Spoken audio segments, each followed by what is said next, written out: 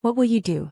After 12 years of standing by your husband, building a house with him and raising his children, he looked you in the eyes and said you was a mistake. This is my story of love and lesson. I met Marcus in Phoenix, Arizona 12 years ago. It was at a community barbecue in Tempe, one of those sweltering August afternoons where the heat shimmers off the pavement and you question every life decision that brought you to the desert. He was charming, ambitious, and had dreams bigger than the Arizona sky. He worked in construction management then, barely scraping by, living in a studio apartment with furniture from Goodwill and ambitions he'd scribbled in notebooks he kept stacked by his bed. I was working as a registered nurse at Banner Health, pulling double shifts, saving every penny I could. I'd worked so hard to get my nursing degree, putting myself through community college and then Arizona State University while working part-time at a pharmacy. I knew struggle. I knew what it meant to build something from nothing. When Marcus and I started dating, I saw potential in him that maybe he didn't even see in himself. He had this fire, this determination, but life had beaten him down. His previous relationship had ended badly. His credit was shot. He'd made some poor financial decisions in his early 20s that were still haunting him. But I believed in second chances. I believed in him. We dated for 2 years before he proposed. It wasn't fancy, just the two of us at Camelback Mountain at sunrise, the city sprawling below us like a promise. The ring was modest, but his words were everything. He promised me a partnership. He promised me forever. He promised me that we'd build something beautiful together. Have you ever believed in someone so completely that you tied your entire future to theirs? Have you ever looked at a person's potential and decided to invest everything you had into helping them reach it? We got married at a small ceremony in Scottsdale. His family came from Atlanta.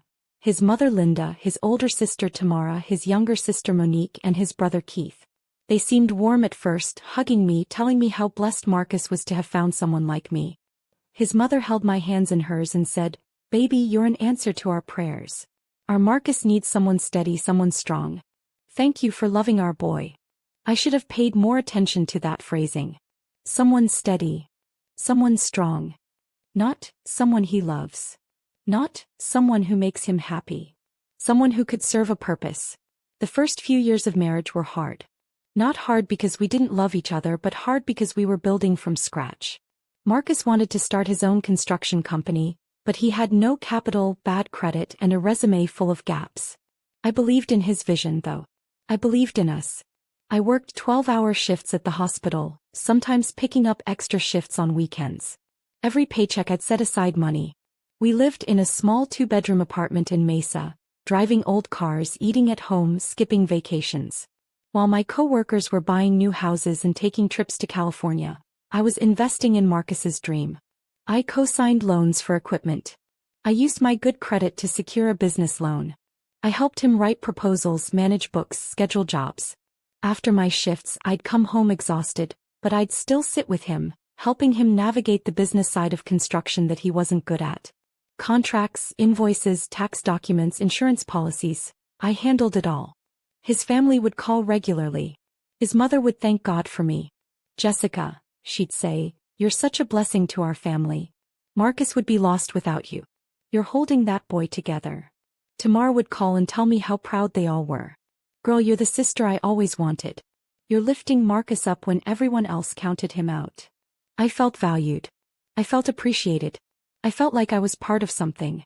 When you sacrifice for someone, don't you expect loyalty in return? Don't you expect that when things get better, they'll remember who stood by them when times were hard? Marcus Construction Solutions started getting bigger contracts. First small residential jobs, then commercial projects. By year 5 of our marriage, we were doing well. Not wealthy but comfortable. We'd had 2 children by then, Dylan, who was 4, and Maya, who was 2. I'd taken maternity leave for each, but returned to work quickly because we needed my income and my health insurance. Marcus was working long hours, which I understood. Building a business requires sacrifice. But I noticed he was distant. He'd come home late, sometimes smelling like perfume that wasn't mine. He'd be secretive with his phone, taking calls outside, keeping his screen angled away from me. I confronted him once gently, the way you approach something fragile. "Marcus, is everything okay? You seem distant." He exploded. Told me I was paranoid, insecure, hallucinating problems that didn't exist. "I'm out there building for this family," he shouted. "And you're questioning me? You're overreacting, Jessica. This is why I can't talk to you. I backed off. I told myself I was being paranoid. I threw myself into my work, into raising our children, into being the perfect wife. By year 7, Marcus's business was thriving. We'd saved enough for a down payment on our dream home. A beautiful 4-bedroom house in Gilbert with a pool, a 2-car garage, and a yard where the kids could play. I'd contributed 40% of the down payment from my savings. We'd built this together, brick by brick, sacrifice by sacrifice. The house was everything we'd dreamed of. Dylan and Maya each had their own rooms. We had a master suite with a bathroom that felt like a spa. I'd carefully decorated each room, choosing paint colors, hanging curtains, making it a home. 3 months after we moved in, Marcus came to me with news. Baby, my family is going through a rough patch financially. They need a place to stay for a few months. Just until they get back on their feet. I was hesitant. Our house was our sanctuary, but I also understood family obligation. A few months. I confirmed. Just until they figure things out, he promised. His mother Linda arrived first, then Tamara with her 2 teenage boys, Jaden and Marcus Jr., then Monique with her boyfriend Darius. Keith showed up a week later. Our 4-bedroom house suddenly held 11 people. The few months stretched into year 8 of our marriage. And everything changed. Linda started making decisions about my home. She'd rearrange furniture, criticize my cooking, tell me how to raise my children. "That's not how we do things in this family," became her constant refrain. Tamara acted like she owned the place, walking around in my silk robe, using my expensive skincare products, eating food I'd specifically bought for the kids' lunches. Monique and Darius took over the living room, their belongings everywhere, his work boots stinking up the entryway. Keith would invite friends over without asking, playing music late into the night. But the worst part was Marcus. He changed. Or maybe he just revealed who he'd always been. He started siding with his family on everything. When I asked Linda to please not discipline my children, Marcus said I was being disrespectful to his mother. When I asked Tamara not to use my things without permission, Marcus said I was being petty and selfish. When I suggested maybe it was time for everyone to find their own places, Marcus accused me of trying to break up his family. "Don't forget to subscribe. They're here because we're doing well now," he said one night. "The least you can do is show some gratitude. They supported me long before you came into the picture." Have you ever felt like a stranger in your own home? Have you ever realized that the person you built a life with sees you as temporary, replaceable, less important than everyone else? I started noticing other things. Conversations that would stop when I entered a room. Looks exchanged between Marcus and his mother. Tamara's smirks when Marcus would contradict me in front of everyone. I heard Linda on the phone one day talking to someone from church. Now that Marcus is successful, he needs to upgrade. Jessica served her purpose, but there are better options now. I'm praying God sends him someone more suitable. I stood outside the kitchen door, frozen, realizing I'd been played. I'd been used. I was the bridge they needed to cross over their financial troubles, and now that we were on the other side, they were ready to burn the bridge. I started keeping notes. I started watching. I started preparing, even though I didn't know exactly what I was preparing for. Marcus's late nights became more frequent. The perfume smells became more obvious. I'd check our bank statements and see charges at restaurants we'd never been to together, at hotels in Scottsdale and Phoenix. I hired a private investigator named Rachel Chin, a no-nonsense woman who'd been recommended by another nurse at the hospital who'd gone through a similar situation. The retainer cost me $1,500. Money I'd been saving for Dylan's orthodontic work. But I needed to know the truth. Rachel came back with photos within 2 weeks. Marcus with a woman named Brittany Coleman at restaurants. Marcus and Brittany checking into hotels. Marcus and Brittany at a jewelry store, where he bought her a necklace that cost more than he'd spent on my wedding ring. Brittany was 26, 10 years younger than me. She worked as a receptionist at one of the companies Marcus did business with. She was pretty in that Instagram perfect way. Long weave, done nails, clothes that showed off her figure. I didn't confront him. Not yet. I was strategic now, not emotional. I'd learned that emotional reactions gave them ammunition. Cold calculation was my weapon. Rachel kept watching. She discovered Marcus had been seeing multiple women, but Brittany was the main one. She also discovered something else. Brittany had been talking to Linda and Tamara on the phone. They knew. They'd known all along. In fact, according to Rachel's investigation, They'd introduced Marcus to Brittany at a church event in Atlanta when he'd visited his family 6 months ago. This wasn't an affair. This was a conspiracy. How do you process the betrayal of not just your spouse, but an entire family you'd welcomed into your life? How do you handle the realization that your sacrifice meant nothing to them? I kept going to work. I kept taking care of Dylan and Maya. I kept smiling. I started moving money quietly, opening a separate account at a different bank, transferring small amounts that wouldn't be noticed. I started gathering documents, bank statements, mortgage papers, business records, everything that showed my financial contributions to everything we'd built. I consulted with a lawyer named Patricia Morrison, a family law attorney with 20 years of experience. She was expensive, but I needed someone who wouldn't let me get screwed over. Document everything, Patricia advised. Save every text, every email, every piece of evidence. Arizona is a community property state, but judges still consider behavior. His infidelity matters. Your contributions matter. We need to build an airtight case. I became a detective in my own life, gathering evidence while living with people who were plotting against me. On a Tuesday evening in March, I came home from a particularly brutal shift at the hospital. We'd lost a patient that day, a young woman with 2 kids, dead from a brain aneurysm at 34. Life felt precious and fragile, and I was emotionally raw. I walked into my house to find Linda, Tamara, and Monique sitting in the living room with serious expressions. "Jessica, sit down," Linda said, like she was the matriarch and this was her home. "I'm tired," I said. "I need to check on the kids and then—" "Sit down." Tamara's voice was sharp. I sat, more curious than compliant. Linda looked at me with something like pity, but it was performative, fake. "Jessica, you've been a good wife to Marcus. You helped him when he needed it. But sometimes God brings someone into our lives for a season, and then it's time for that season to end." I stared at her, processing her words. "Marcus has found someone more compatible," Monique added. "Someone more suited to his current status. Someone younger, more energetic, more aligned with his vision." Tamara leaned forward. "We need you to move your things out of the master bedroom by the end of the week. Brittany will be moving in on Saturday." The room spun. I gripped the armrest of the chair. "You want me to move out of my bedroom?" "The master bedroom is for Marcus and his partner," Linda said calmly. "You can stay in the house for now, but you need to respect his new relationship."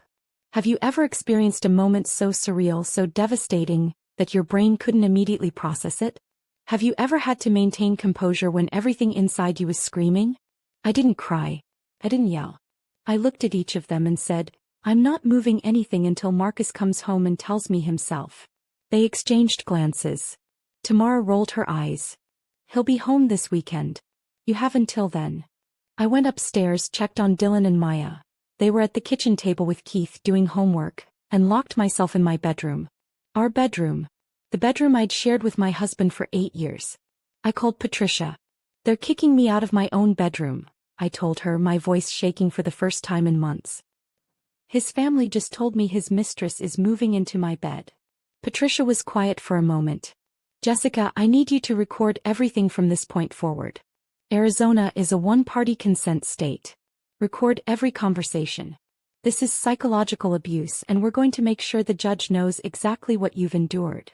That Saturday, Marcus came home with Brittany. She was wearing tight jeans and a crop top, her hand possessively on Marcus's arm, a small rolling suitcase behind her. I was in the bedroom, sitting on the bed, waiting. Marcus walked in, and for the first time in weeks he looked uncomfortable. He couldn't meet my eyes. "Jessica, I need you to move your things," he said, looking at the floor. "Look at me," I said quietly. He didn't. Me. He finally raised his eyes. They were cold, distant, like I was a stranger. "Is this what you want?" I asked. "You want me to move out of our bedroom so your mistress can move in?" "She's not my mistress," he said defensively. We're together now. You and I were done. You need to accept that and move on." Brittany appeared in the doorway, smirking. "Come on, babe. I want to see our room." "Our room?" She called it our room. "Get out of my way," Marcus said to me. I stood up slowly. Dylan and Maya appeared in the hallway, looking confused and scared. "Mommy, what's happening?"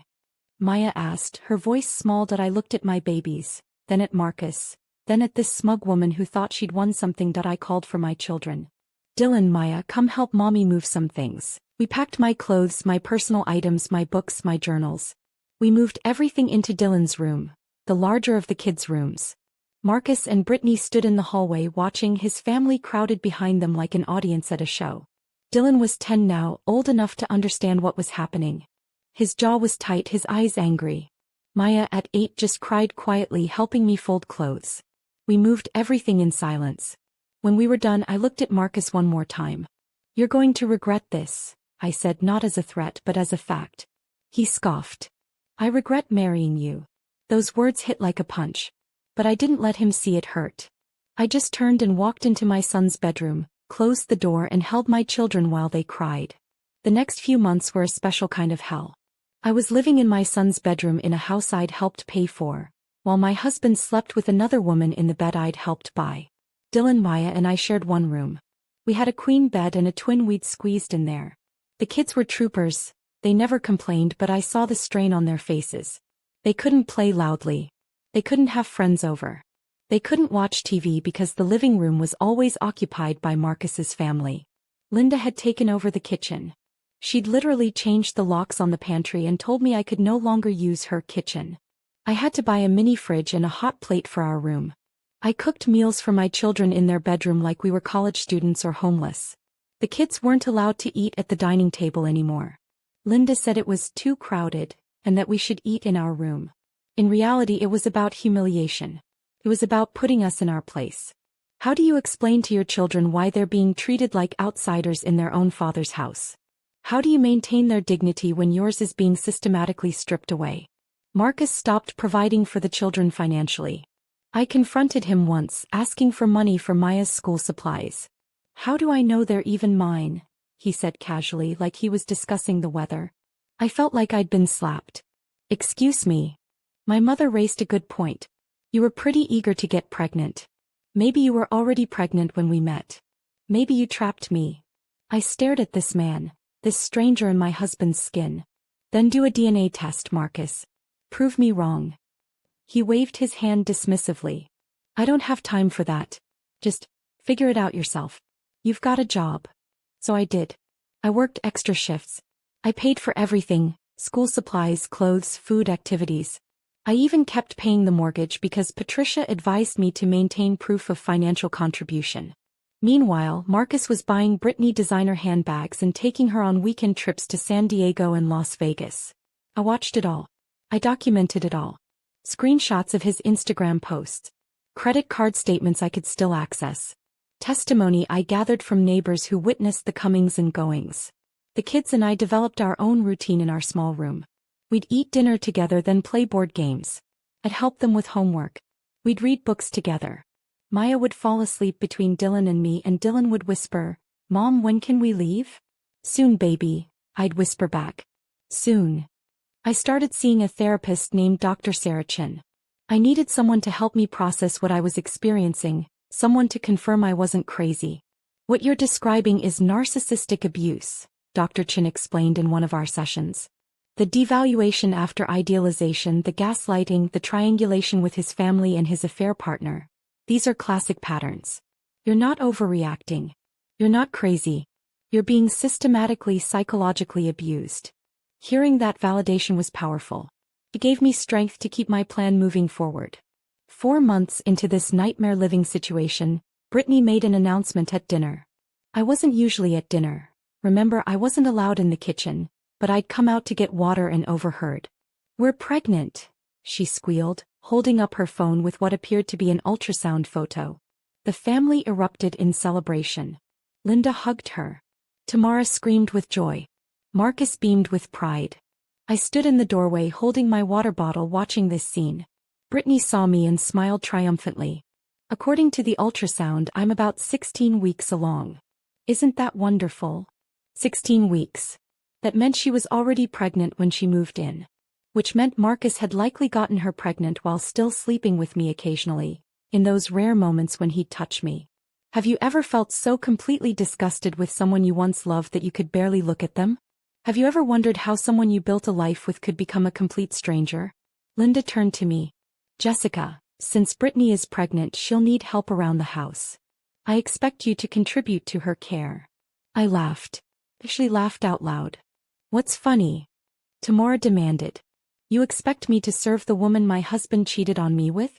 The woman who's living in my bedroom? The woman who's pregnant with my husband's child. She's carrying precious cargo, Linda said seriously. A pregnant woman needs support. Then support her, I said. Who supported me when I was pregnant? Who helped me when I was carrying Dylan? Who was there when I had Maya? Silence. Exactly. I did it alone. I worked until I was 8 months pregnant with Dylan. I came home and cooked and cleaned and took care of Marcus. Nobody helped me. So Brittany can handle her own pregnancy. I went back to the room, but not before I heard Linda say, that woman is so bitter. So selfish. I started eavesdropping more intentionally after that. I'd position myself in places where I could hear their conversations without being seen. That's how I discovered the full extent of their plan. They'd expected me to break down. They'd expected tears, begging, dramatic scenes. They were disappointed that I remained calm and focused on my children. I don't understand it, I heard Tamara say one evening. She should be devastated. She should be begging Marcus to take her back. Instead, she's smiling and playing games with those kids like everything's fine. It's an act, Monique said. She's going to break eventually.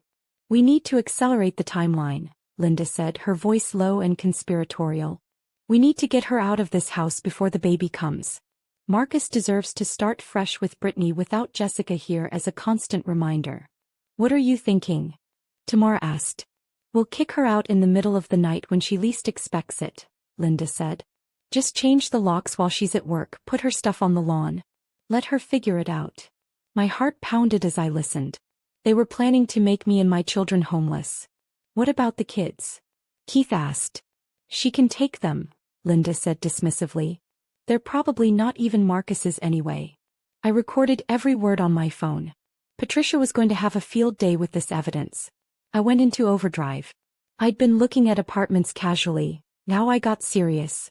I found a 3-bedroom townhouse in Chandler about 20 minutes away. It was smaller than our house but clean, safe, in a good school district. The rent was $1,500 a month. Money I'd be spending on a place to live when I owned half of a house. But I didn't have time to be bitter about the unfairness that I paid last month, and deposit, $4,500 that hurt to spend but was necessary for survival. I went to IKEA and bought furniture. I hired a moving company not for moving day but to put things in storage. Every day while everyone was out. Marcus at work, Linda shopping, Tamara at the gym, kids at school. I'd load my car with belongings and drive them to a storage unit I'd rented in Tempe. Clothes, dishes, my grandmother's quilt, photo albums, important documents, the kids' favorite toys, my nursing textbooks, our computers, everything that mattered. I moved it systematically over 3 weeks. I set up the new townhouse gradually. The movers would take things from storage to the new place. I'd go there after work some days, setting up bedrooms, stocking the kitchen, making it a home. Dylan and Maya knew what was happening. I'd told them we were moving, that we were leaving Dad's house, that we'd have our own place where nobody could tell us we didn't belong. Will Dad come with us? Maya asked hopefully.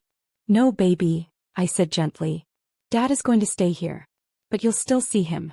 He's still your father. Dylan, more cynical now at 10, said, he doesn't care about us anymore, Mom. He cares more about that woman and her baby. Your father is making mistakes right now, I said carefully. But that doesn't change that he's your dad. We're going to be okay though. I promise. How do you maintain faith in humanity for your children when you've lost it yourself? How do you protect them from bitterness when you're drowning in it? 3 days before Linda planned to kick us out, I knew because I'd overheard the exact date. I requested a family meeting. They all assembled in the living room looking curious. Marcus sat with Brittany, his arm around her expanded belly. Linda sat in the center like a matriarch. Tamara, Monique, Keith. Everyone was there. I stood before them and I could see they expected an apology or a plea. I smiled. I wanted to thank you all, I began, watching confusion cross their faces. Thank you, Linda, for showing me that not every mother-in-law is trustworthy. Thank you for teaching me that sometimes the people who pray for you are really praying for your downfall. Linda's mouth opened in shock. Thank you, Tamara, for showing me what jealousy looks like. Thank you for teaching me that some women will smile in your face while plotting your destruction. Tamara stood up. You better watch. I held up my hand. I'm not finished. Thank you, Monique, for being a supporting actress in this little drama. Thank you, Keith, for being a leech who contributes nothing but takes everything. Keith looked embarrassed, the only one who seemed to have any shame. Marcus, thank you for revealing your true character before I wasted any more years on you. Thank you for showing me that success doesn't build character, it reveals it. Jessica, what is this about? Marcus asked, looking nervous now. And Brittany, thank you for taking out my trash. You're welcome to him. Brittany stood up, angry. You bitter. I'm leaving, I interrupted. I'm taking my children and we're moving out. We're leaving this house where we've been treated like refugees, where my children have been confined to one bedroom like prisoners, where I've been disrespected and humiliated daily.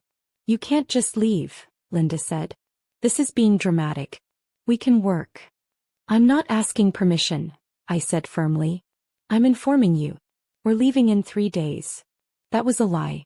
We were leaving the next morning. But I wasn't going to tell them my actual plans. My children cannot watch television in their father's house. They can't play. They can't laugh too loud. They're happier at school than at home. That's not a home, that's a prison. So we're leaving. I started toward the stairs. Wait, Marcus said, standing up. We should talk about this. Maybe we've been too harsh. Maybe we can. Too harsh. I turned to face him. You brought another woman into our bedroom. You're having a baby with her. You denied your own children. You called me a mistake after I built you from nothing. What is there to talk about, Marcus? The room was silent. I'll be in touch through my lawyer about the divorce and custody arrangements. Until then, leave me alone. I went upstairs, my heart pounding, feeling powerful for the first time in months. I set my alarm for 4:30 a.m.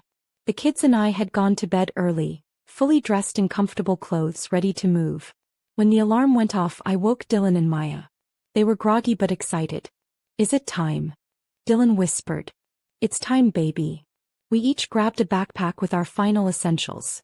The things I couldn't move earlier without raising suspicion. We crept down the stairs in the pre-dawn darkness. But as we reached the living room, the lights turned on. They were all there.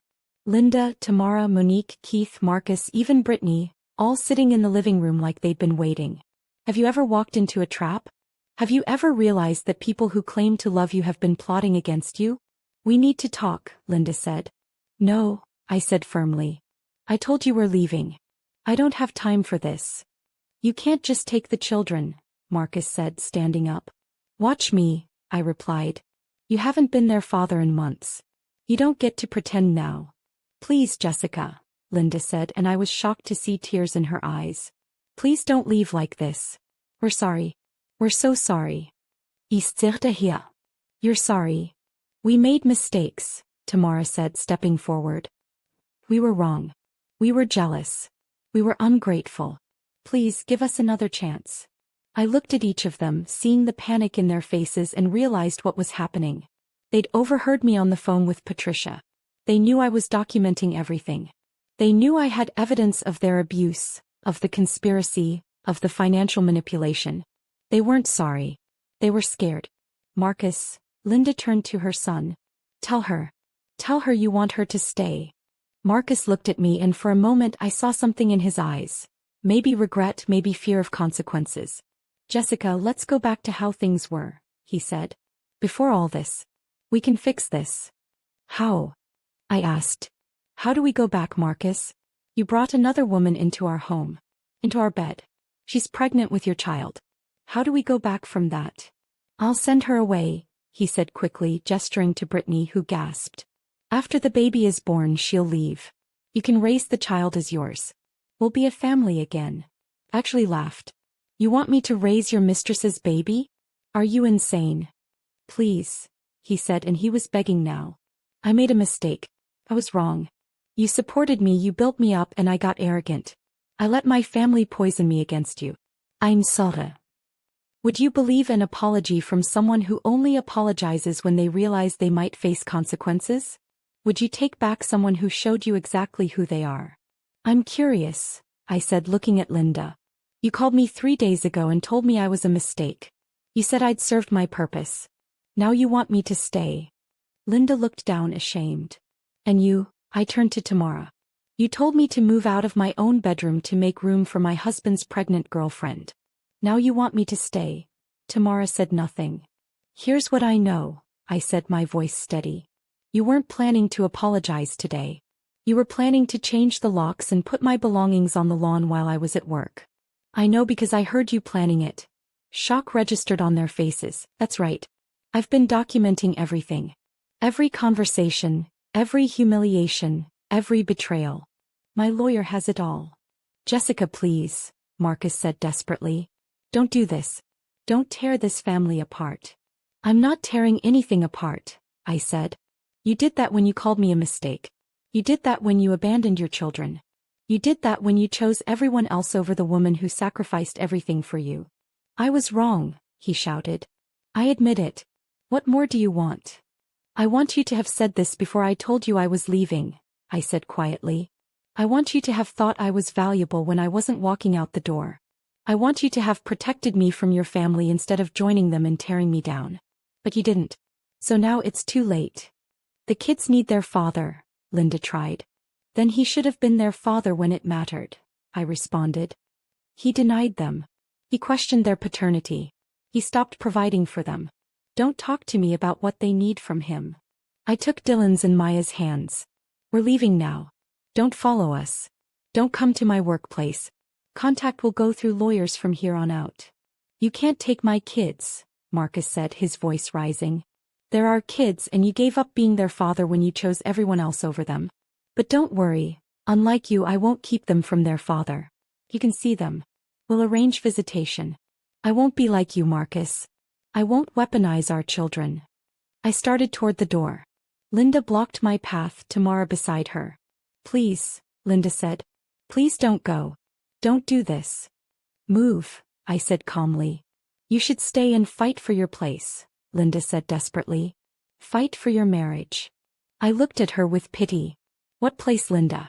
When have you ever heard of a man being told to fight for his place? Why is it always women who have to fight, beg, diminish themselves to keep a man who doesn't want them? Why is it always the woman's responsibility to hold together what a man has broken? Why do we tell women to fight for their place instead of telling men to honor their commitments? Tell your son to fight for his place, I said. Tell him to fight to be a good father. Tell him to fight to be a decent husband. Tell him to fight against his own worst impulses. But I'm done fighting for a place that should have been given freely. I gently moved past Linda, opened the door and walked out into the cool Phoenix dawn, my children beside me. Behind me I heard crying, arguing, chaos. But I didn't turn around. I loaded my children into my car, buckled them in and drove away from that house. That beautiful house I'd helped build, and didn't look back. The townhouse in Chandler was modest compared to what we'd left behind, but it was ours. No one could tell us we didn't belong. No one could confine us to one room. No one could make us feel like refugees. Dylan and Maya ran through the space, exploring their new rooms, excited about the fresh start. Mom, I have my own room. Maya called out, her voice filled with genuine joy I hadn't heard in months. And there's a living room where we can actually watch TV. Dylan added, flopping onto the couch I'd bought from IKEA. That first morning I made us pancakes in our kitchen, and we ate at our dining table. Such a simple thing, but after months of eating in a bedroom with a hot plate, it felt like luxury. The calls started immediately. Marcus called 17 times that first day. His family called constantly. I blocked their numbers except Marcus's. I needed one line of communication for co-parenting purposes, but I didn't answer. Everything went to voicemail. The voicemails were a journey through the stages of grief. First anger. You can't just take my kids. Then bargaining. Please, let's talk about this. Then depression. I can't believe you're doing this to me. Never once did he acknowledge what he'd done to me, to us, to our children. I called Patricia Morrison first thing Monday morning. I'm out, I told her. We're safe. I have evidence of everything. Good, Patricia said. Now we file. I'm drafting the divorce petition today. Arizona is a community property state, so you're entitled to half of everything acquired during the marriage, including the house, his business, all assets. Given his abandonment of the children and the documented abuse, We're going for primary custody with supervised visitation initially. I don't want to keep the kids from him, I said. Despite everything, he's their father. That's admirable, Jessica, Patricia said gently. But we document everything first, establish your position, and then we can be generous from a position of strength rather than weakness. Trust me on this.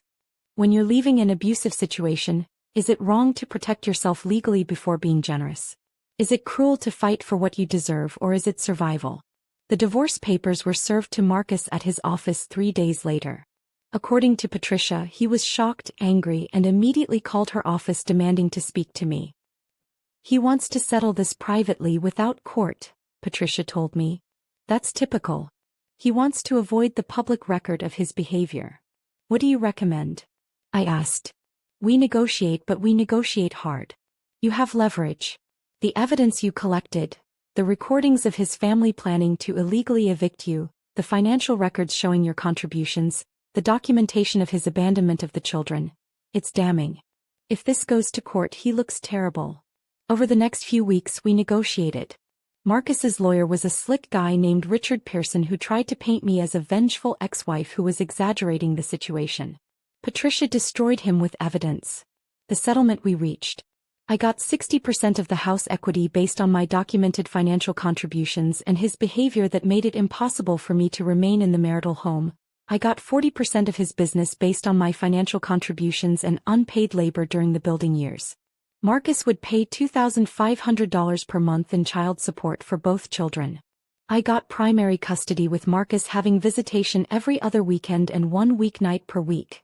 No overnight visits until he completed a parenting course. Marcus would maintain health insurance for the children and contribute to college funds. I kept my car, my personal property, and my retirement accounts. It wasn't everything, but it was fair. More importantly, it was enough for me and my children to rebuild our lives with dignity. The first few months in the townhouse were an adjustment. Dylan struggled with anger at his father. He'd withdrawn, spending hours in his room barely talking to anyone. I got him into therapy with Dr. Michael Rodriguez, who specialized in children dealing with divorce and family trauma. Your son is processing betrayal from his primary male role model, Dr. Rodriguez explained after their 3rd session. He's angry, confused, and he's worried about you. He feels like he needs to be the man of the house now. He's 10, I said, my heart breaking. He shouldn't have to feel that way. No, he shouldn't. But he does. We're working on it. Give it time. Maya was different. She internalized everything, becoming extra helpful, extra good, like she was trying to earn love and prevent more abandonment. She started therapy with Dr. Lisa Martinez, a warm woman who specialized in childhood anxiety and attachment issues. Maya is afraid that if she's not perfect, you'll leave too, Dr. Martinez told me gently. She's trying to control her environment through perfection. We need to help her understand that your love is unconditional. I cried in my car after that appointment, overwhelmed by the damage that had been done to my babies by a man who was supposed to protect them. How do you forgive yourself for not leaving sooner? How do you reconcile staying to try to save a marriage with the cost your children paid? But gradually we healed. I worked my shifts at Banner Health, providing stability and routine. The kids thrived in their new school. Dylan joined the basketball team and started smiling again. Maya made friends and started painting beautiful, colorful paintings that we hung all over the townhouse. We established our own traditions. Friday night pizza and movie night. Saturday morning farmers market trips. Sunday meal prep together. We created a home filled with laughter, safety, and love. Marcus saw the kids according to the custody schedule, though he missed visits frequently. When he did show up, he'd arrive late, return them early, spend most of the time on his phone. The kids noticed. Dad doesn't really want to see us, Dylan said one day, matter-of-fact rather than sad. He just doesn't want to look bad. I wanted to defend Marcus, to protect Dylan from that painful truth, but I also knew my son was right. Sometimes people don't know how to be what we need them to be, I said carefully. That's not your fault. That's about them, not you. Brittany had her baby, a boy they named Marcus Jr., continuing the family tradition of narcissism. I sent a polite congratulations text and a gift card. I wasn't going to be bitter and petty, even though they'd earned it. 6 months after the divorce was finalized, I ran into Tamara at Target. She saw me and I watched her consider whether to approach. He decided to. Jessica, she said, looking uncomfortable. How are you? I'm well, Tamara. How are you? I'm good. Listen, She paused, looking genuinely uncomfortable. I wanted to apologize. For everything. We were wrong. I was wrong. We treated you terribly and you didn't deserve it. I studied her face, looking for manipulation, but I saw genuine regret. I appreciate that, I said. It takes courage to apologize. Marcus is miserable, she said. The business is struggling because you're not there handling the books. Brittany left him 3 months ago and took the baby. She said he was too controlling and jealous. She's living with another man now. I felt a flash of vindication, then felt guilty for feeling it. Is it wrong to feel satisfaction when someone who hurt you faces consequences? Or is it just human nature? I'm sorry to hear that, I said, and part of me meant it. The kids deserve a stable father. He's asking about you, Tamara said carefully. He wants to know if there's any chance. No, I said firmly but not unkindly. That door is closed, Tamara. I've moved on. Are you seeing someone? She asked, surprised. No, I said honestly. I'm focused on healing, on my children, on rebuilding my life. I don't need a man to be complete. I learned that the hard way. Tamara nodded slowly. You're stronger than I gave you credit for. I always was, I said. You just didn't see it because I was busy being kind. We parted cordially and I continued my shopping, feeling something shift inside me. Forgiveness didn't mean reconciliation. It meant releasing the poison so it didn't consume me. A year and a half after leaving Marcus, I was thriving. I'd been promoted to charge nurse on my unit. I'd bought a new car, a Honda CR-V that was reliable and mine. Dylan made honor roll. Maya won an art competition at school. We were building a beautiful life from the ashes of the old one. I started dating someone, a man named David Chin I met at a hospital fundraiser. He was an orthopedic surgeon, divorced with a teenage daughter. He was kind, patient, respectful of my boundaries, and wonderful with my kids. Mom's boyfriend is cool, Dylan told Marcus during one of their infrequent phone calls. Apparently Marcus freaked out. He showed up at my townhouse unannounced on a Tuesday evening. I opened the door to find him standing there, looking haggard and desperate. We need to talk, he said. Marcus, you can't just show up here. We have a parenting plan. Communication goes through the app. Please, Jessica. 5 minutes. I stepped outside, closing the door behind me, not letting him into my sanctuary. What do you want, Marcus? I heard you're seeing someone. That's none of your business. It is my business when you're bringing him around my kids. Your kids that you barely see? Your kids you miss visitation with constantly? Those kids. He flinched. I know I've been a terrible father. I know I've messed up. But I want another chance. With you. With them. With all of it. How many chances does someone deserve? When does giving someone another opportunity become self-destruction? I looked at this man I'd once loved so completely and I felt nothing. No auger, no logi, no biternis. Just indifference. Marcus, we're divorced. I've moved on. You should too. I can't, he said, and there were tears in his eyes. I made the biggest mistake of my life. You were right. You were always right. My family poisoned me. I let success change me. I took you for granted. I called you a mistake when you were the best thing that ever happened to me. I'm glad you realize that, I said gently. But that realization doesn't undo what happened. It doesn't erase the pain you caused me and our children. It doesn't change the fact that you brought another woman into our bedroom, that you questioned your own children's paternity, that you stood by while your family abused us. I'll do anything, he said desperately. Therapy, counseling, whatever it takes. You should do those things, I agreed. For yourself. For your relationship with Dylan and Maya. But not for me. That ship has sailed, Marcus. Because of this new guy? No, I said firmly. Because of you. Because of what you showed me about who you are when tested.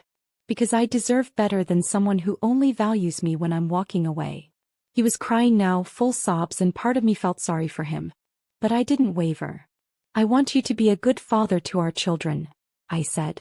I want you to show up for them, be consistent, be present. They need that. But you and me? We're done.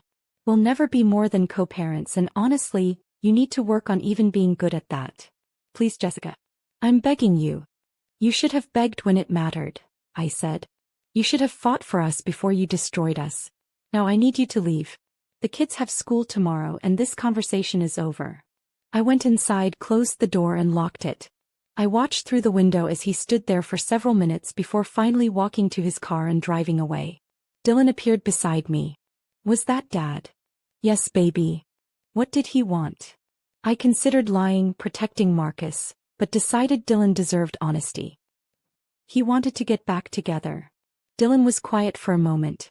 What did you say? I said no. Good, Dylan said firmly. You deserve better than him, Mom. You always did. I hugged my son, this young man who'd grown up too fast, and felt pride in the person he was becoming despite everything. 2 years after the divorce, Marcus's construction business went bankrupt.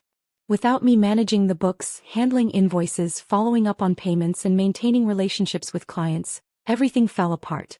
He'd hired someone to replace me, but she wasn't invested in the business the way I had been. She was just an employee, not a partner. The house, our dream house, went into foreclosure. His family had to move out. I heard through mutual friends that Linda, Tamara, Monique and Keith all blamed Marcus for losing everything, conveniently forgetting their role in destroying his marriage. Marcus had to move into a small apartment. His visitation with the kids became even more sporadic. He was working long hours trying to stay afloat, taking on projects he was underqualified for, dealing with angry clients and unpaid contractors. Part of me felt vindicated. Part of me felt sad. Mostly I just felt relieved that I'd gotten out when I did. Is it wrong to feel relief at someone else's downfall? Or is it just gratitude that you're no longer tied to their sinking ship? Meanwhile, my life continued to blossom. David and I had been dating for a year and it was healthy, stable and respectful. Everything my marriage to Marcus had never been. He never pressured me, never tried to change me, never made me feel less than. He celebrated my strength instead of trying to diminish it. The kids loved him. He attended Dylan's basketball games, praised Maya's artwork and treated them with genuine care and interest. He didn't try to be their father. He respected that they had a father, however flawed, but he was a positive male presence in their lives. I got a call one evening from Marcus's sister Monique. We hadn't spoken since the divorce. Jessica, I know I don't have the right to ask you for anything, she began, but Marcus is in a really bad place. He's depressed, not taking care of himself, barely functioning. He won't talk to any of us. But he might talk to you. Monique, I'm not his wife anymore. I'm not responsible for his mental health. I know, but the kids need their father. If something happens to him. That got my attention. Is he threatening to hurt himself? Not explicitly, but we're worried. He's just given up. I sighed heavily. I didn't owe Marcus anything, but my children deserved a father, even an imperfect one. I'll call him, I said. But this doesn't change anything between us. I'm doing this for Dylan and Maya, not for him. I called Marcus that evening after the kids went to bed. Hello. His voice was rough, tired. Marcus, it's Jessica. Silence then, Jessica. I didn't expect to hear from you. Monique called. She's worried about you. I'm worried about you. Are you okay? He laughed bitterly. Does it matter? You made it clear you don't care what happens to me. That's not fair, I said firmly. I care if you're alive and healthy for our children's sake. But I won't be manipulated into feeling guilty for setting boundaries. Everything fell apart, Jessica. The business, the house, everything. You were the glue holding it all together and I was too stupid to see it. Yes, you were, I agreed. There was no point sugarcoating it. But that doesn't mean your life is over. You can rebuild. You just have to do it differently this time. How? I've lost everything. You haven't. You have 2 beautiful children who need their father. You have skills and experience. You have the ability to start over, but you have to actually want to. You have to do the work. How do you help someone who hurt you without getting pulled back into their dysfunction? How do you maintain compassion without sacrificing boundaries? Are you seeing that guy? David. That's none of your business, Marcus. I know. I still love you, Jessica. I never stopped. Then you should have acted like it when we were married, I said. Love isn't just a feeling, Marcus. It's actions, choices, priorities. You chose wrong every single time. You chose your family's opinions over my well-being. You chose other women over our marriage. You chose pride over humility. Those were your choices. I know. I know all of that. If I could go back, but you can't, I interrupted. None of us can. All we can do is move forward. So here's what I need from you. Get therapy. Deal with your issues. Show up for your kids consistently. Be the father they deserve. Build a life you can be proud of. But do it for yourself and for them, not for me. Is there any chance for us? Ever? I paused, considering how to answer honestly without being cruel. No, Marcus. There isn't. I've moved on. I'm happy. I'm in a healthy relationship with someone who treats me with respect. I'm not going backward. He's a lucky man, Marcus said quietly. I'm a lucky woman, I corrected. Because I learned from my mistakes. I learned my worth. I learned that I deserve better than what I accepted from you. I'm sorry, Jessica. For everything. I know it doesn't change anything, but I need you to know I'm genuinely sorry. I believe you, I said. And I forgive you, Marcus. Not because you deserve it, but because I deserve peace. But forgiveness doesn't mean reconciliation. It just means I'm letting go of the anger so it doesn't poison me. We talked for another hour.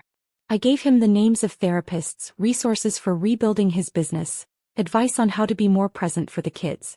It wasn't my job, but I did it anyway because that's who I am. Someone who helps even when it costs me something. After we hung up, David, who'd been sitting quietly nearby, reached for my hand. You're amazing, you know that, he said. I'm just trying to do the right thing. The fact that you can still extend grace to someone who hurt you so badly, that takes strength most people don't have. Or stupidity, I joked. No, he said seriously. Strength. You're one of the strongest people I've ever met, Jessica. You survived something that would have broken most people and you came out better, not bitter. Is forgiveness weakness or strength? Is moving on running away or choosing peace? 3 years after the divorce, life had settled into a beautiful rhythm. David and I got married in a small ceremony with just our kids and close friends. Dylan was 13, Maya was 11, and David's daughter Emma was 16. We blended our families gradually, respectfully, without forcing anything. We bought a house together in Gilbert. Ironically, just a few miles from where Marcus and I had lived. But this house was different. It was ours, David's and mine, built on mutual respect, partnership, and genuine love. Marcus had turned his life around somewhat. He'd gotten therapy, found a job with another construction company, and was showing up for the kids more consistently. He'd never be Father of the Year, but he was trying, and I respected that. He was cordial to David, though I could see it pained him. But he never said anything negative about our relationship in front of the kids, which I appreciated. Linda had reached out several times over the years wanting to see her grandchildren. I'd allowed supervised visits because Dylan and Maya deserved to know their extended family, but I kept firm boundaries. Linda no longer had power over me, and she knew it. One afternoon, I was at Dylan's basketball game when I saw Marcus's entire family in the stands. Linda, Tamara, Monique, Keith. They were cheering for Dylan, being supportive grandparents, aunts, and uncles. During halftime, Linda approached me cautiously. Jessica, can we talk? I looked at David, who nodded supportively. I'll grab us snacks, he said, giving me space. Linda and I walked to a quieter area of the gym. I want to apologize, she began. A real apology, not the panicked ones I gave when you were leaving. I was wrong. I was cruel. I treated you terribly when you deserved respect and appreciation. You built my son up when everyone else had given up on him, and I repaid you with betrayal and abuse. I was surprised by her sincerity. I lost years with my grandchildren because of my actions, she continued, tears in her eyes. I lost a daughter-in-law who was good to my son and to my family. I lost my own integrity. All because I was greedy and status-obsessed and couldn't see the value in what we already had. Thank you for saying that, I said. It means something. I don't expect forgiveness, Linda said. I just needed you to know that I know what I did. I see it clearly now. Marcus lost everything because I convinced him to devalue you. Our family lost everything because we chose wrong. Can you forgive without forgetting? Can you acknowledge someone's growth without giving them access to hurt you again? I do forgive you, Linda, I said. But things can never go back to how they were. You can be in Dylan's and Maya's lives, but there are boundaries. You respect them, you respect me, you respect my husband, or access gets limited. Those are the terms. That's fair, she said quickly. More than fair. Thank you, Jessica. For being gracious when you have every right to be bitter. We returned to the stands separately. David handed me a pretzel and Coke and I leaned into him, grateful for the life I'd built from the ruins of my old one. Dylan's team won the game. As we were leaving, Dylan ran up to us, sweaty and excited. Did you see that three-pointer I made? He asked. We saw it, champ. David said, high-fiving him. Marcus approached, keeping a respectful distance. Great game, son. You're really improving. Thanks, Dad, Dylan said, but he gravitated toward David and me and I saw Marcus notice. We're going out for pizza to celebrate, I told Marcus. You're welcome to join us if you'd like. It was awkward, Marcus joining us. Me, David, Dylan, Maya and Emma at a pizza place. But we were all adults about it. We kept the conversation focused on the kids, on neutral topics, on moving forward. As we ate, I looked around the table and felt overwhelming gratitude. Not for how things turned out, but for who I'd become in the process. I'd lost a marriage, but I'd gained myself. 5 years after my divorce, I was invited to speak at a women's conference in Phoenix about surviving difficult marriages and rebuilding your life. I almost declined. I wasn't sure I wanted to share my story publicly, but something told me to do it. The conference hall was packed with women of all ages, backgrounds, and circumstances. As I stood at the podium looking out at hundreds of faces, I felt their pain, their hope, their desperate need to believe that surviving was possible. I told them my story. I told them about meeting Marcus, building him up, being devalued, bringing in the mistress, living like a refugee in my own home. I told them about the strategic exit, the divorce, the rebuilding. But mostly I told them about the lessons I learned. The biggest lie we tell women, I said, is that sacrifice equals love. We tell women to stand by their man, to fight for their place, to never give up on their marriage. But we don't tell men the same things. We don't tell men to sacrifice their comfort for their wives. We don't tell men to fight for their place in their children's lives. We accept men leaving, moving on, choosing themselves. But when a woman does it, she's selfish. She's bitter. She didn't try hard enough. The room was silent, women nodding, some crying. I want to tell you something important, I continued. Your worth is not determined by whether someone else can see it. I was valuable when Marcus couldn't see it. I was worthy when his family treated me like trash. I was enough even when they told me I wasn't. And so are you. Do you believe that? Do you know deep in your soul that your worth isn't dependent on someone else recognizing it? I also want to address something we don't talk about enough. The cost of staying versus the cost of leaving. Yes, leaving is hard. Leaving is scary. Leaving means starting over, being alone, possibly struggling financially. But staying in a situation where you're disrespected, devalued, and abused? That costs you your soul. That costs you your children's sense of normalcy. That costs you years of your life you'll never get back. Women were standing up now, applauding, crying, holding each other. I'm not telling you to leave your marriage at the first sign of trouble, I clarified. Marriage is hard work and sometimes we need to work through difficulties. But there's a difference between working through difficulties and tolerating abuse. There's a difference between compromise and self-destruction. I paused, gathering my thoughts. Here's what I learned. When someone shows you who they are, believe them. Not who they promised to be. Not who they were when you first met. Who they are right now in this moment when tested. Marcus showed me that when he had success he didn't want the partner who helped him get there, he wanted a trophy. His family showed me that my value to them was purely functional. When I stopped being useful, they wanted me gone. Are you ignoring what someone is showing you because you're attached to who you want them to be? Are you sacrificing your present for a future that may never come? The second thing I learned, you cannot love someone into being better. You cannot sacrifice enough, be good enough, give enough to change someone who doesn't want to change. I gave Marcus everything. I supported him financially, emotionally, professionally. I stood by him when no one else would. And the moment he had options he chose someone else. That wasn't about me not being enough. That was about him not being who I thought he was. The room erupted in applause. The third thing, forgiveness is for you, not for them. I forgave Marcus. I forgave his family. Not because they deserved it, but because carrying that anger was like drinking poison and expecting them to die. Forgiveness doesn't mean reconciliation. Forgiveness doesn't mean trusting them again. It just means releasing the toxicity so you can heal. I saw women nodding, wiping tears, understanding. The fourth thing, your children are watching. Dylan and Maya saw me stay too long, but they also saw me leave with dignity.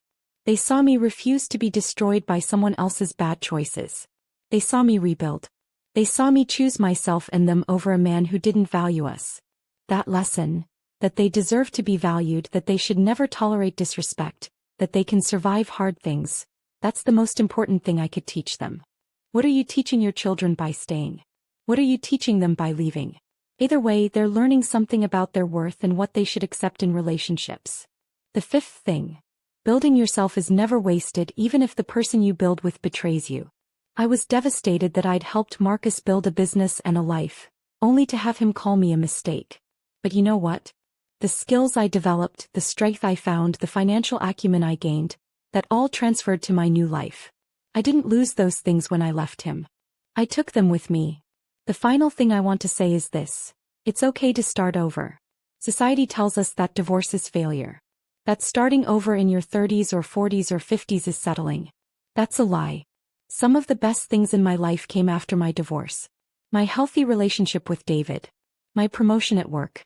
My children's healing and growth. My own self-discovery and confidence. I didn't fail. I graduated from a situation that no longer served me. The standing ovation lasted several minutes. Afterward, dozens of women lined up to talk to me, to share their stories, to ask advice. One woman, probably in her late 20s, said, "How did you know it was time to leave?" "When staying hurt more than leaving," I answered honestly. "When I realized my children were suffering. When I accepted that he wasn't going to change. When I understood that my love for him couldn't overcome his indifference to me." Another woman asked, "Don't you regret the years you gave him?" "Sometimes," I admitted. "But those years also gave me my children. Those years taught me lessons I needed to learn. Those years showed me who I am when tested. So no, I don't regret them. I just wouldn't repeat them." Do you regret your past, or do you see it as the curriculum you needed to become who you are today? I ended my speech by reading a letter I'd written. A letter to my past self, to every woman sitting in that audience wondering if she's strong enough to leave, if she's worthy enough to be treated better, if she'll survive starting over. Dear sister, I see you. I see you sacrificing everything for someone who doesn't appreciate it. I see you lying awake at night wondering what you did wrong, how you can fix it, how you can be enough. I see you making excuses for his behavior, for his family's treatment of you, for the way they've slowly eroded your sense of self until you don't recognize yourself anymore. I see you staying because you're scared. Scared of being alone, scared of starting over, scared of what people will say, scared you won't survive on your own. I see you, and I want you to know. You are stronger than you think. You are more valuable than they've made you feel. You are capable of surviving hard things. Leaving isn't giving up. Leaving is choosing yourself. Leaving is saying, "I deserve better than this." Leaving is teaching your children that they deserve better than this. Will it be easy? No. Will there be hard days? Absolutely. Will you sometimes doubt your decision? Probably. But will you survive? Yes. Will you heal? Yes. Will you eventually thrive? Yes. I'm 5 years out now, and I can tell you, I'm happier now than I ever was in my marriage. I'm more confident. I'm more peaceful. I'm more myself. The life I've built from the ashes of my old one is better than anything I could have imagined. Not because everything is perfect, but because it's authentic. It's mine. No one can take it from me because I built it for myself by myself. You deserve that too. You deserve peace. You deserve respect. You deserve a partner who values you, who celebrates you, who chooses you every single day. If you're not getting that where you are, it's okay to leave. It's okay to choose yourself. It's okay to say, "This isn't working and I deserve better." You are not a mistake. You were never a mistake. Anyone who made you feel like one was wrong. You are enough. You have always been enough. And when you're ready, you will find the courage to choose yourself. With love and solidarity, Jessica. I want to leave you with some questions. Questions I wish someone had asked me years earlier. Are you staying because you love him or because you're afraid? There's a difference. Love should be empowering, not paralyzing. If your daughter was in your situation, what would you tell her? Sometimes we give better advice to others than we give ourselves. Are you teaching your children that love means sacrifice at any cost? Or are you teaching them that they deserve respect, kindness, and reciprocity? What are you getting from this relationship? Not what you once got, not what you hope to get someday, but right now, today, what are you receiving? If nothing changed, could you live like this for the rest of your life? Because hoping someone will change is not a strategy. Have you built yourself separately from this relationship? Your own career, savings, skills, identity? If not, why not? When was the last time you felt truly valued, seen, and appreciated by your partner? If you can't remember, that's a problem. Are you making excuses for behavior you'd never tolerate in a friend? Why do we hold romantic partners to lower standards than we hold friends? What's the cost of staying? Not just financially, but emotionally, psychologically, spiritually. What is this costing your soul? Who are you becoming in this relationship? A better version of yourself or a smaller one? My name is Jessica Williams. I'm a charge nurse at Banner Health in Phoenix, Arizona. I'm a mother to 2 incredible children. I'm a wife to a man who treats me with respect and love. I'm a survivor of psychological abuse and marital betrayal. But more than any of those things, I'm a woman who learned her worth, chose herself, and rebuilt her life from nothing. If you're reading this and seeing yourself in my story, know this. You can survive this. You can leave if that's what's right for you. You can rebuild. You can thrive. The woman Marcus called a mistake is now living her best life. And if he could see what a mistake he made, maybe you can see what a mistake they're making about you too. You are not a mistake. You never were. 7 years after walking out of that house in Gilbert, I stood in the kitchen of my own home, watching the sun rise over the Arizona desert through my window. David was making coffee, humming softly. Maya, now 15, was already up and painting in her room. She'd been accepted into a prestigious art program at her high school. Dylan, 17, was still asleep, but his acceptance letter to Arizona State University sat on the counter, a reminder that my babies were growing up. My phone buzzed with a text from Marcus. Can we talk today? It's important. I'd learned over the years that Marcus's important conversations were usually about him needing something, but I'd also learned to maintain boundaries while staying civil. For the kids' sake. What's up? I texted back. Can we meet for coffee? Just 30 minutes. I checked with David, who nodded supportively. One thing I'd learned in my healthy relationship was the importance of transparency and communication. I met Marcus at a Starbucks in Tempe, neutral territory. He looked older, grayer, more worn down by life. But there was something different in his eyes. Maybe wisdom, maybe just exhaustion. Thanks for meeting me, he said as I sat down. You said it was important. He took a deep breath. I'm getting married again. I felt nothing. No jealousy, no anger, not even curiosity. Just a mild interest in how this affected our co-parenting arrangement. Congratulations, I said genuinely. Who is she? Her name is Patricia. She's a teacher. We've been dating for 2 years. She's nothing like Brittany. She's kind, stable, grounded. That's good, Marcus. The kids need to see you in a healthy relationship. That's what I wanted to talk to you about, he said. I want Dylan and Maya at the wedding. I want them to be part of it. But I also want to apologize to you. Formally. Completely. When someone who deeply hurt you finally understands what they did, does it bring closure? Or does it just remind you of time wasted? I've been in therapy for 4 years now, Marcus continued. Real therapy, not just the court-mandated stuff. I've worked through a lot. My relationship with my mother, my insecurities, my pattern of devaluing people who love me. And I've come to understand just how badly I treated you. Marcus, we've been over this. Please let me finish, he interrupted gently. You were the best thing that ever happened to me. You believed in me when I had nothing. You built me up, sacrificed for me, stood by me through everything. And the moment I achieved success, I let toxic people convince me you weren't enough. I let them convince me to trade something real for something shiny and new. He paused, his voice cracking with emotion. You weren't a mistake, Jessica. I was the mistake. Every choice I made that hurt you, every time I chose them over you, every moment I failed to see your value. Those were mistakes. You were the prize, and I was too stupid and arrogant to see it. I sat quietly, letting him say what he needed to say. I know this doesn't change anything, he continued. I know you've moved on, that you're happy, that you have a good man who treats you right.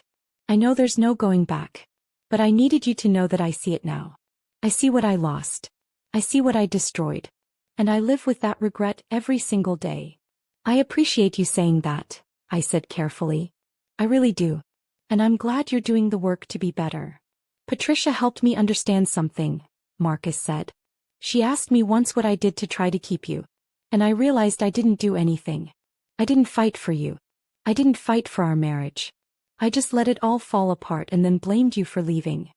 That's true, I agreed. You didn't fight for me. You fought against me. I know. And I'm sorry. I'm so deeply sorry. I looked at this man who'd once been my whole world, who'd shattered me, who'd made me question everything about myself. And I felt compassion for him. Not love, not attraction, just human compassion. I forgive you, Marcus. I forgave you a long time ago. Not for you but for me.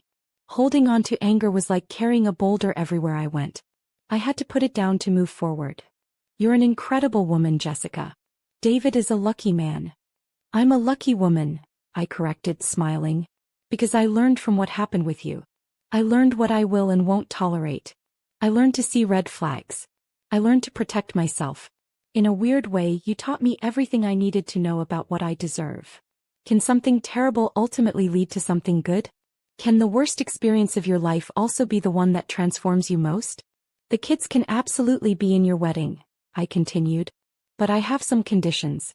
Your mother won't be there, Marcus interrupted. Neither will Tamara or Monique. Patricia and I are having a small ceremony with just close friends and her family. I've created boundaries with my mother and sisters. I've learned that lesson at least. I was surprised and impressed. That's good, Marcus. That's really good. Patricia insisted on it, he admitted. She told me that if I wanted a healthy relationship with her, I needed to deal with my toxic family dynamics. So I did. I'm still in contact with them, but there are strict boundaries now. They don't get to interfere in my life anymore. I'm glad, I said sincerely. You needed that. We talked for another few minutes about logistics. The wedding date, what role the kids would play, how to make it comfortable for everyone. As we stood to leave, Marcus said one more thing. You know what the hardest part is? Seeing how happy Dylan and Maya are with David. Seeing how they light up around him in a way they never did with me, even before everything fell apart. That's when I really understood what I lost. Not just you, but the chance to be that kind of father to them. It's not too late to be a good father, I said. They're teenagers, not toddlers. You still have time to build real relationships with them. But it requires consistency, Marcus. It requires showing up even when it's hard. It requires putting them first. I'm trying, he said. I really am. I can see that, I acknowledged. Keep trying. They need their father. As I drove home, I thought about the journey I'd been on. From the woman who'd sit in a bedroom with her children, eating meals cooked on a hot plate, to the woman I was now, confident, healed, thriving. I pulled into my driveway and saw David in the garage working on his woodworking project. He looked up and smiled, and my heart filled with gratitude. Inside, Maya had music playing while she painted. Dylan emerged from his room, groggy but happy. How was the meeting with Dad? He asked. Good, I said. He's getting married. He wants you both in the wedding. Dylan and Maya exchanged glances. Is that okay? Maya asked. Are you okay with it? I hugged them both. I'm completely okay with it.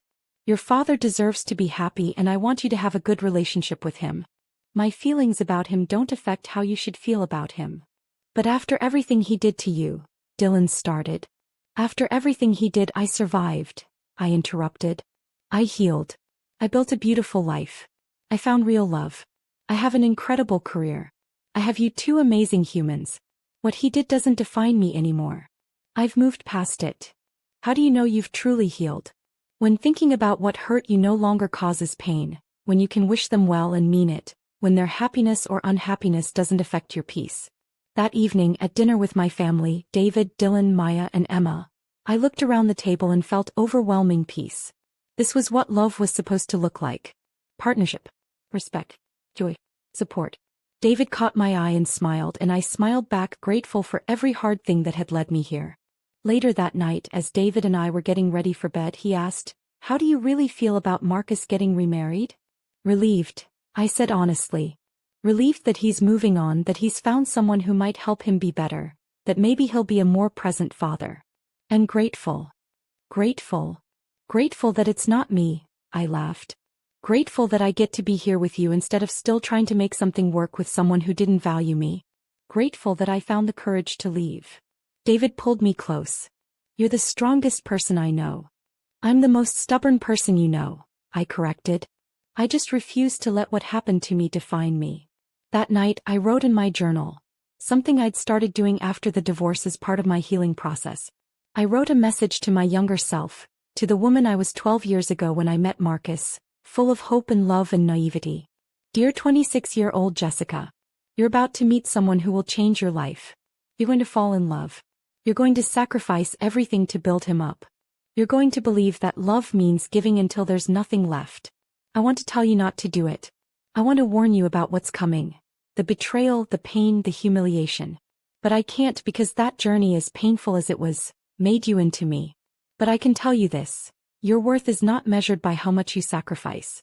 Your value is not determined by how useful you are to someone else. And love, real love, doesn't require you to shrink yourself to accept disrespect, to tolerate abuse. When he calls you a mistake, remember this. The only mistake was not seeing your own value sooner. You will survive this. You will leave. You will rebuild. And you will discover that you were always enough. You just chose someone who couldn't see it. The woman you become, the one writing this letter, is strong, confident, healed, and happy. She's a better mother, a better partner, a better version of herself. And she got there by finally choosing herself. So when the time comes, and you'll know when it comes, have the courage to walk away. Have the courage to believe you deserve better. Have the courage to start over. It will be the hardest thing you've ever done. It will also be the best thing you've ever done. With love and pride, your future self. If you're reading this and recognizing your own story and mine, please know that help is available. You don't have to do this alone. Starting over is terrifying. I won't lie to you about that. The first night in my townhouse after I'd put the kids to bed, I sat on my IKEA couch in my half-furnished living room and cried. Not because I missed Marcus, but because I was overwhelmed by the enormity of what I'd done. I'd left my marriage. I'd disrupted my children's lives. I'd spent thousands of dollars I'd been saving. I was starting from scratch at 36 years old. But you know what? Within 6 months, that townhouse felt more like home than the big house ever had. Within a year, my children were thriving. Within 2 years, I'd met David. Within 3 years, I'd been promoted at work. Starting over gave me my life back. Here's what no one tells you about starting over. It's lonely sometimes. You'll have moments where you question your decision, where you wonder if you should have tried harder, where you miss the familiar even when the familiar was toxic. It's expensive. Divorce costs money. Setting up a new household costs money. Legal fees, therapy, moving costs. It adds up.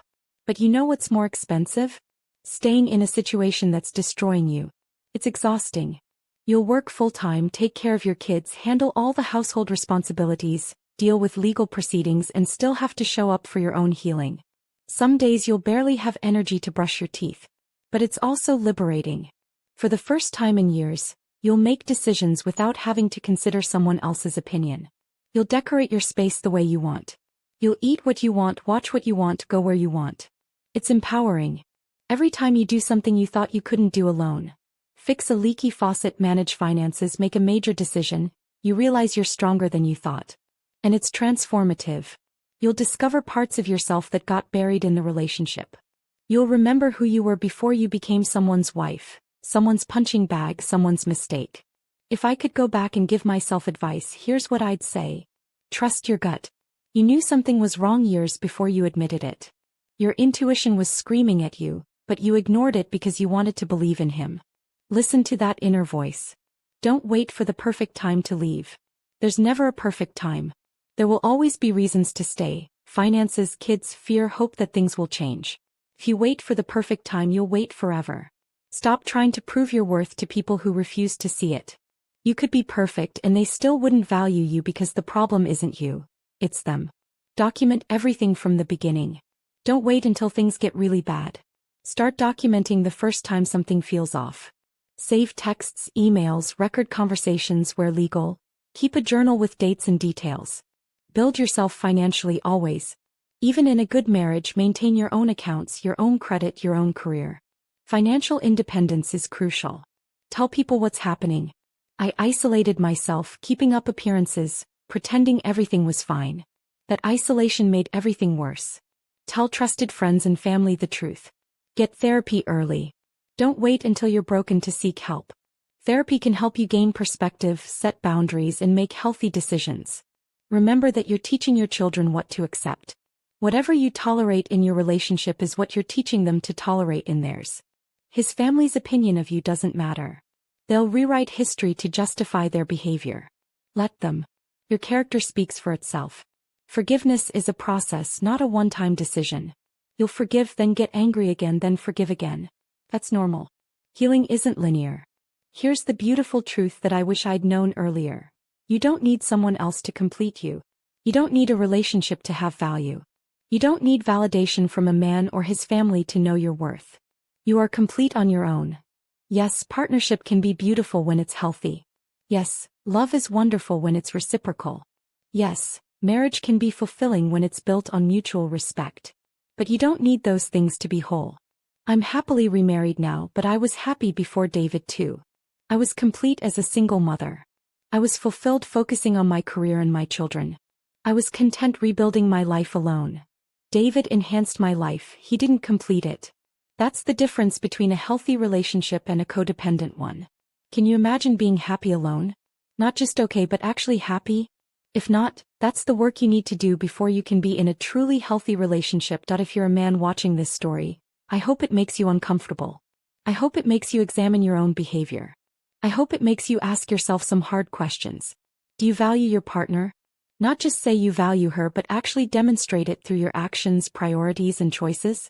Do you protect your partner from toxic family members? Or do you expect her to just deal with disrespect because that's just how they are? Do you see your partner's contributions? Or do you take them for granted until she threatens to leave? Are you present for your children? Or are you a part-time father who shows up when it's convenient? Do you make your partner compete for your attention? With other women, with your phone, with your hobbies, with your friends? Would you want your daughter to be treated the way you treat your partner? That last question is the one that should haunt you. Because if the answer is no, then you need to do better. Marcus learned these lessons too late. Don't be Marcus. Be better. I want to address something important. Not every woman in a difficult marriage should leave. Some marriages can be healed. Some men do change. Some families do work through their issues. If you're in a difficult marriage but you're both committed to change, if he's in therapy and doing the work, if he's setting boundaries with toxic family members, if he's fighting for your marriage instead of against you, then maybe staying is the right choice. But please understand the difference between a marriage worth fighting for and a marriage that's destroying you. Only you can determine which category your marriage falls into. But be honest with yourself. Don't make excuses. Don't minimize. Don't hope for change that's never coming. 7 years after leaving Marcus, here's what I know for sure. You can survive things you think will destroy you. I thought leaving would break me. Instead, it made me stronger than I ever imagined. Your children are more resilient than you think. Dylan and Maya adapted, healed, and thrived. They're better off in a peaceful home with one parent than in a chaotic home with two. Time really does heal. The first year was brutal. The second year was better. By year 3, I rarely thought about Marcus. By year 5, I felt nothing but indifference. By year 7, I could have coffee with him and feel only compassion. You will love again. I didn't think I would. I thought Marcus broke something in me that couldn't be fixed. Financial independence is everything. The fact that I had my nursing career, my own income, my own accounts, that made leaving possible. Build yourself financially always. Forgiveness is freedom. Holding on to anger hurt me more than it hurt Marcus. Letting it go was the best gift I gave myself. Your story can help others. Sharing what I went through has helped countless women find the courage to leave their own toxic situations. Your pain has purpose. You become who you're meant to be.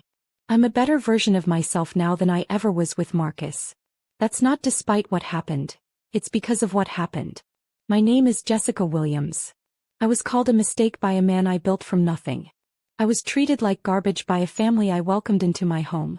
I was devalued, disrespected, and discarded. But I'm still here.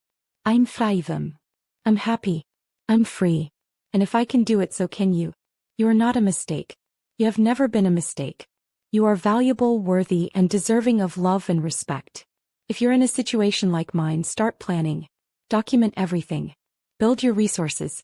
Gather your strength. And when you're ready, leave. If you've already left, keep going. The hard days will pass. The pain will fade. The healing will come. If you're reading this and you're healed, thriving, and free, share your story. Let other women know it's possible. Be the voice that someone else needs to hear. We rise by lifting others. To every woman who has ever been called a mistake, you are not a mistake. They are. To every woman who has sacrificed everything for someone who didn't appreciate it, your sacrifice wasn't wasted. It taught you what not to accept ever again. To every woman starting over, you're not starting from scratch. You're starting with experience, wisdom, and strength. To every woman who feels broken, you're not broken. You're breaking free. Thank you for reading my story. I hope it gave you what you needed, whether that's courage, validation, hope, or just the knowledge that you're not alone. You've got this. I promise you've got this. With love, solidarity, and strength. Jessica Williams, Phoenix, Arizona, 7 years free and thriving. If this story resonated with you or someone you know, please share it. Together, we can help women understand their worth and find the courage to choose themselves. Remember, you are not alone. You are not crazy. You are not overreacting. And you are not a mistake.